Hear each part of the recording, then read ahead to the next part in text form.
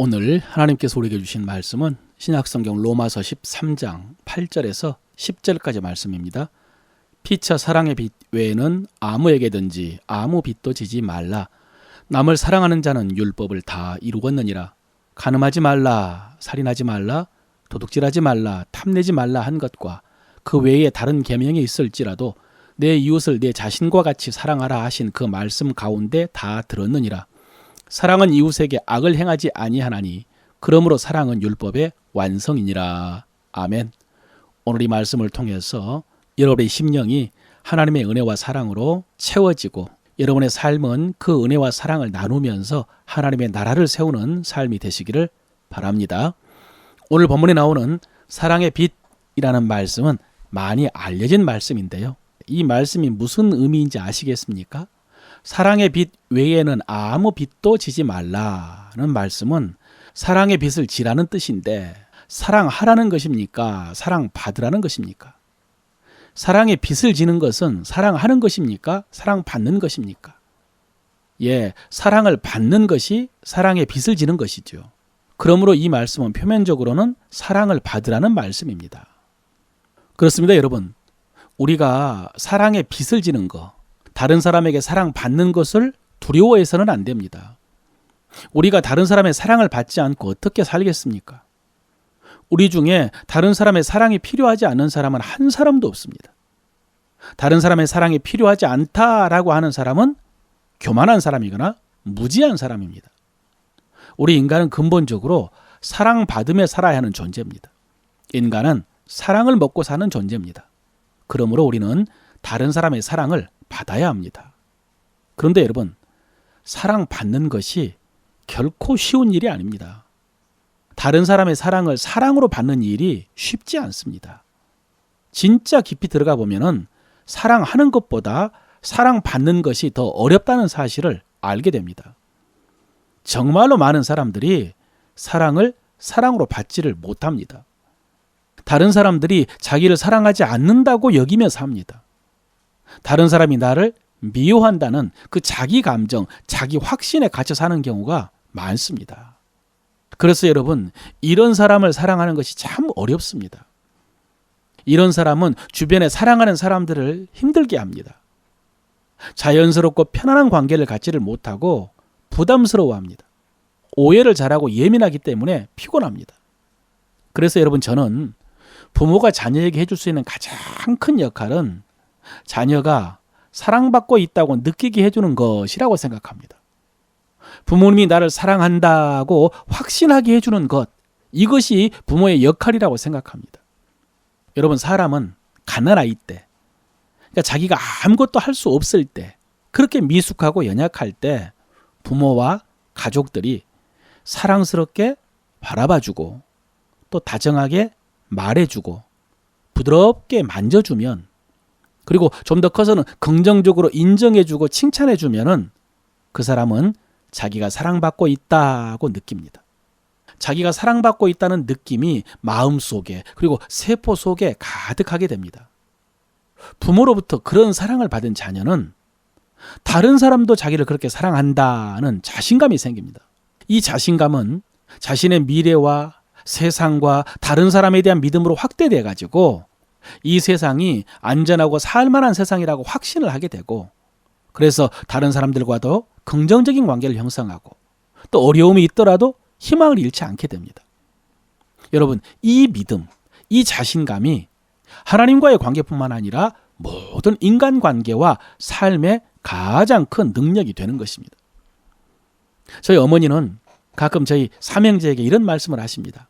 저희들 키우면서 해주신 게 없다고, 뭐 하나 제대로 입히지도 못하고 잘 먹이지도 못했다라고 탄식을 하십니다. 실제로 저도 생각해 보면은 어렸을 때 저희가 먹었던 음식은 거의가 다 웰빙식이었습니다. 김 한 장이 최고의 반찬이었던 것 같습니다. 도시락은 항상 검정콩과 김치 반찬이었습니다. 계란 반찬도 특별할 때는 한 번씩 먹었던 것 같습니다. 어려서 제 손에 동전을 쥐어진 적은 교회 가면서 헌금 받을 때뿐이었던 것 같습니다. 저희 집이 절대적으로 가난한 집은 아니었는데 부모님들이 그렇게 아끼면서 성실하게 살으셨습니다. 그럼에도 불구하고 저희 아버지와 어머니께서 저희들 속에 심어준 것은 그분들이 나를 사랑한다는 사실.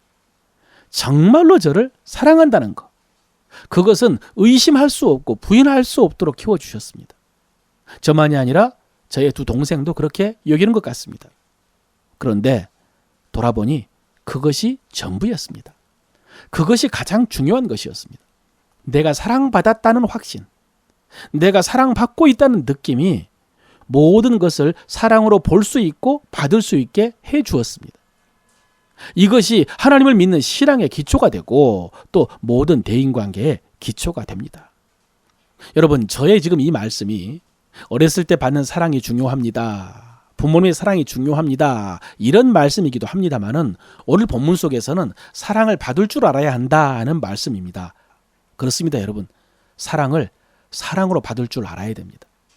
자기가 사랑받은 줄 알아야 됩니다. 특별히 여러분, 성경에는 하나님이 우리를 사랑하신다는 말씀으로 가득합니다.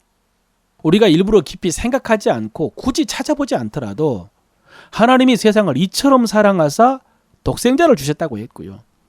주님이 우리를 사랑하시되 끝까지 사랑하신다고 했습니다. 하나님의 사랑이 우리에게 이렇게 나타난 바 되었으니 하나님이 자기의 독생자를 세상에 보내심은 그로 말미암아 우리를 살리려 하심이라. 사랑이 여기 있으니 우리가 하나님을 사랑한 것이 아니요 하나님이 우리를 사랑하사 우리 죄를 속하기 위하여 화목제물로 그 아들을 보내셨습니다.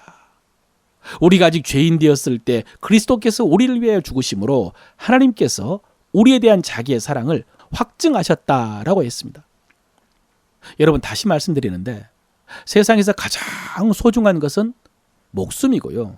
자기 목숨이 가장 소중한데, 그런데 자기 목숨보다 더 소중한 것을 찾자면 자녀의 목숨일 것입니다. 그 자녀 중에서도 외아들, 독생자의 목숨이라면 세상에서 가장 소중한 것입니다. 그런데 하나님께서는 우리를 구원하시려 독생자를 주셨다면 도대체 하나님은 우리를 얼마나 사랑하신 겁니까? 도대체 우리는 하나님께 어떤 사랑을 받은 것입니까? 그런데도 이 사랑을 그냥 받지 못하는 사람들이 있습니다. 자기의 행위를 생각하면서 사랑받을 자격이 없다고 생각하는 사람들이 많습니다. 그래서 하나님께 다가가지를 못하고 담배 끊은 다음에 오겠다고 하는 사람들, 술 끊고 와서 믿겠다고 하는 사람들이 있습니다. 여러분, 그러면 하나님께서 그래야지, 그런 거 하나 못 끊고 어떻게 신앙생활 하겠느냐, 잘 생각했다 그러실까요? 아닙니다. 여러분, 그것은 하나님의 뜻이 아닙니다. 하나님의 사랑은 무조건적이고 절대적인 사랑입니다. 신앙은 하나님 앞에서 자격을 갖추는 것이 아니고요, 하나님의 사랑을 그저 받는 것입니다.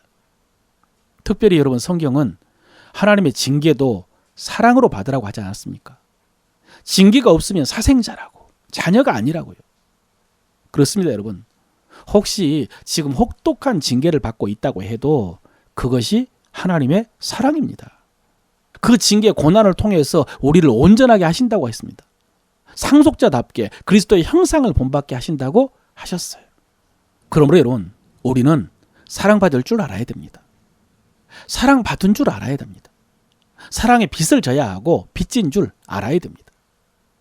그러면 여러분, 이제 그 다음에 나오는 말씀은 뭐겠습니까? 사랑의 빚을 지라고, 사랑의 빚진 사람이라고 그렇게 말씀하시고는 그 다음에 뭐라고 하시겠습니까?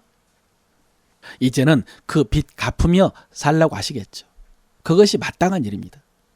여러분, 사람이 빚을 졌으면 빚 없는 사람처럼 살아서는 안 됩니다. 그 빚을 갚기 위해서 최선을 다해야 됩니다. 성경에서 말씀하시는 모든 계명이 사실은 이 빚을 갚으라는 명령입니다. 그리고 정말로 하나님으로부터 은혜를 받은 사람은 그 은혜 갚기 위해서 최선을 다합니다. 그런데 여러분, 성경은 그 빚을 누구에게 갚으라고 하십니까? 오늘 10절입니다. 사랑은 이웃에게 악을 행하지 아니하나니 그러므로 사랑은 율법의 완성이니라. 주님은 사랑의 빚을 이웃에게 갚으라고 하십니다.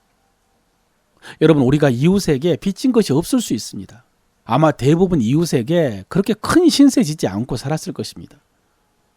그런데 여러분, 오늘 성경은 우리가 이웃에게 사랑의 빚을 졌기 때문에 그 이웃에게 사랑의 빚 갚으라고 하는 것이 아닙니다. 주님으로부터 받은 사랑이 있기 때문에 이웃에게 그 사랑 갚으라는 말씀입니다. 주님께 빚진 사랑을 이웃에게 갚으라는 말씀입니다. 그것이 하나님의 뜻입니다. 그것이 하나님의 마음입니다. 그렇다면 여러분, 우리가 이 사랑을 이웃에게 베풀지 못하는 이유가 뭘까요? 우리가 이웃에게 이 사랑을 갚지 못하는 이유가 뭘까요? 가장 단순하게 말하면 가난하기 때문입니다. 우리 속에 받은 사랑이 없기 때문입니다. 그렇기 때문에 여전히 사랑을 받으려고 하고 사랑 베푸는데 인색한 것입니다. 그 사람의 씀씀이를 보면은 그 사람의 통장 잔고를 짐작할 수가 있죠. 사랑에 여유 없는 사람이 있습니다. 인색하고 까다로운 사람이 있습니다. 그런 사람은 우리 눈에 보이지는 않지만은 그 속에 사랑이 고갈되어 있다는 것을 알 수 있습니다. 여러분은 어떻습니까? 여러분, 오늘 성경은 우리에게 적극적으로 사랑하라라는 의미로 사랑의 빚을 졌다라고 표현했습니다만은 사실은 하나님께서 우리에게 사랑을 빌려주신 것이 아니고 거저 주셨습니다. 놀라운 사랑을 거저 주셨습니다. 그래서 우리 안에는 풍성한 사랑이 있습니다. 우리에게 하나님의 은혜가 풍성합니다. 사랑하는 성도 여러분, 그 은혜와 사랑을 마치 빚을 갚는 것처럼 사람들에게 나눠주시기를 바랍니다. 그래서 여러분 주변의 모든 사람들이 여러분들을 통해서 하나님의 사랑을 체험하게 되시기를 주의 이름으로 축원합니다.